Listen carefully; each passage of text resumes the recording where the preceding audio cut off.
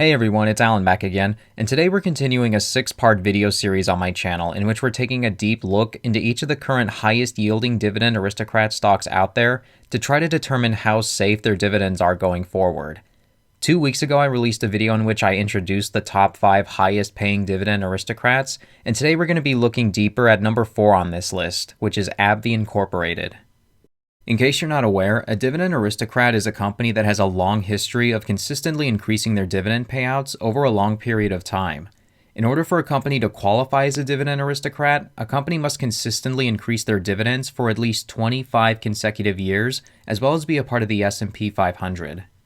It's definitely not an easy thing to achieve, and therefore being known as a dividend aristocrat carries a lot of prestige for a company, since it takes a minimum of 25 years of dividend increases, and therefore requires years and years of constant growth, as well as having enough cash on hand in order to pay out those dividends every single quarter.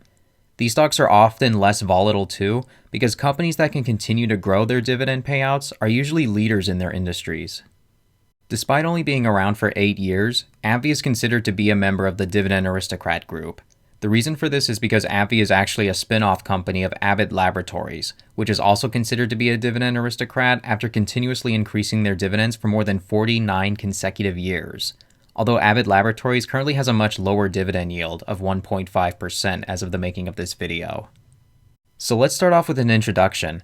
AbbVie is a pharmaceutical company that discovers, develops, manufactures, and sells pharmaceuticals internationally. They have a long list of medications that they offer that treat various illnesses, including autoimmune and intestinal diseases, plaque psoriasis, rheumatoid arthritis, leukemia, pancreatic issues, low testosterone, pancreatic cancer, chronic constipation, and the list goes on and on. According to their website, AbbVie employs over 47,000 people worldwide and treats over 52 million people in over 175 countries every single year. They're headquartered in North Chicago, Illinois, but they have 22 primary research and manufacturing facilities around the world. According to their website, they currently produce 32 different treatments as of the making of this video. And what AbbVie also does is they use their existing treatments and expand them into new treatment areas, which helps diversify their product line. When looking at this stock's performance, it's currently trading at $105.21 per share, with their last dividend being declared on October 30th of last year for $1.30 per share. This gives it a dividend yield of 4.93% as of the making of this video. The annual payout is $5.20 per share, and it has a 5-year dividend growth rate of 18.17% according to Seeking Alpha. What's really impressive in my opinion is how well this stock performed in 2020. Out of all the higher yielding dividend aristocrat stocks out there, AbbVie performed very well last year. It recovered very quickly from the plunge last March, only taking about 2 months for its share price to fully recover. It's up nearly 48% from this time a year ago, and it's up an incredible 85.38% from this time 5 years ago. That kind of performance from a dividend aristocrat is pretty rare, especially for a stock that pays a dividend this high. This is a pretty good sign that investors are pretty optimistic about AbbVie's future. As you can probably imagine, because AbbVie is a pharmaceutical company, they're really big on research and development. Because after all, for a pharmaceutical company to keep growing, they need to keep developing and improving new treatments. Fortunately, AbbVie has invested over $5 billion into R&D in order to develop new cures for various illnesses and diseases. According to their website, they're in the process of developing cures and treatments for Alzheimer's, cancer, Parkinson's, multiple sclerosis, among others. Over 64,000 people have participated in clinical trials for their medicines in 61 countries at over 10,000 sites. The information from their most recent pipeline update from February of this year shows that they've got a lot of treatments in the process of being developed. As you can see, a lot of it involves treatments for different types of tumors for various cancers, but they're also working on other health issues like HIV, dry eye, stroke, and even aesthetic treatments like fillers and facial lines.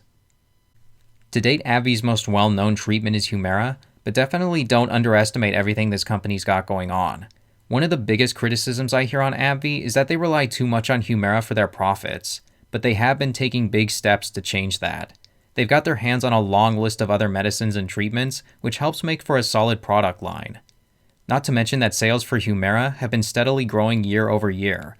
And this is really what makes a solid pharmaceutical company recession-proof. As you might have realized, people are going to need AbbVie's treatments. Not want them, but need them. Tragically, cancer isn't going away anytime soon. Neither is Alzheimer's or Parkinson's or multiple sclerosis for that matter. And when these companies can create a medicine or a treatment that becomes the gold standard for treating that particular illness, it can become a very lucrative source of income for these companies. But they have to stay up to date on the newest medical advancements in order to improve their treatments and also create new ones. And as we discussed earlier, AbbVie has a lot invested in improving their treatments and creating new ones. Another thing that helps AbbVie in their quest to develop new cures is their partnerships. Universities, cancer research centers, nonprofits, and other organizations are willing to team up with AbbVie in order to make new discoveries and help find cures for ailments faster. In this example, AbbVie uses their status as being one of the market leaders of immunology treatments to work with other organizations with the goal of making breakthroughs in the field. AbbVie has also been making advancements in the realm of oncology, which is the study of tumors. This is a really awesome graph I found in their R&D deep dive presentation, which shows the survival rate for each of some of the most common tumors, with the lowest survival rates being at the top.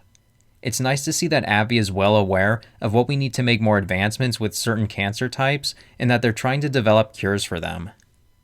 This shows their oncology treatment pipeline. As you can see on the left side, they've got a lot of treatments under preclinical and phases 1 and 2. They have completed 2 so far, the first being Venclexta, sorry if I mispronounced that, which is a treatment for certain types of leukemia, and also Imbruvica, or however it's pronounced, which also treats leukemia. There's no guarantee that every project AbbVie takes on will be successful or even make it to market and become a huge hit, but with so many projects going on, it's great to see that they're really pushing hard for more medical products. Normally when I'm analyzing a stock or a company in general, I don't normally spend a ton of time looking at their board of directors. I might check to see a CEO's experience, work history, certifications, and that sort of thing, but I don't normally do a deep dive into it. However, one person stood out to me in particular, and that's their Chief Scientific Officer, Thomas Hudson. According to their March R&D deep dive, it says he led a group at MIT that mapped the human genome, an early milestone of the Human Genome Project.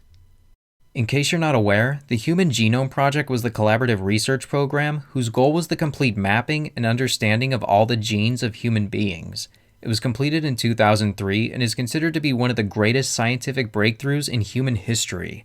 And according to the NIH, the group that helped lead the way in this project was MIT's Center for Genome Research, which was led by AbbVie's Thomas Hudson. I just think it's pretty cool how he's now their Chief Scientific Officer. He definitely brings a lot of medical knowledge with him. When looking over their financials, AbbVie posted positive earnings for the year 2020, unlike Chevron, which was the Dividend Aristocrat we looked at last week. As you can see, the year 2020 resulted in AbbVie posting less revenue than the previous year, which isn't that surprising given everything that's been going on in the world. Fortunately, sales for their best-selling product Humira, as I mentioned earlier, have continued to see year-over-year growth, and I'm assuming will continue to do so going into the future. Wall Street analysts currently list AbbVie stock as being a strong buy according to TipRanks, with 8 giving it a buy rating and 1 giving it a hold rating. They're predicting a 19.7% upside, with analysts' highest forecast pricing ABBV at approximately $144 per share within the next 12 months. That probably relies pretty heavily though on the world continuing to recover from all this madness that's been going on though. In general, Wall Street seems to be pretty confident about this company going forward. To sum everything up, my opinion on AbbVie is pretty positive. While they do rely a lot on one product for their revenue, that product is still seeing an increase in sales, and AbbVie is working on a lot of new other treatments. When you sell products that people need in order to stay alive, it's kind of a good situation to be in from a revenue perspective.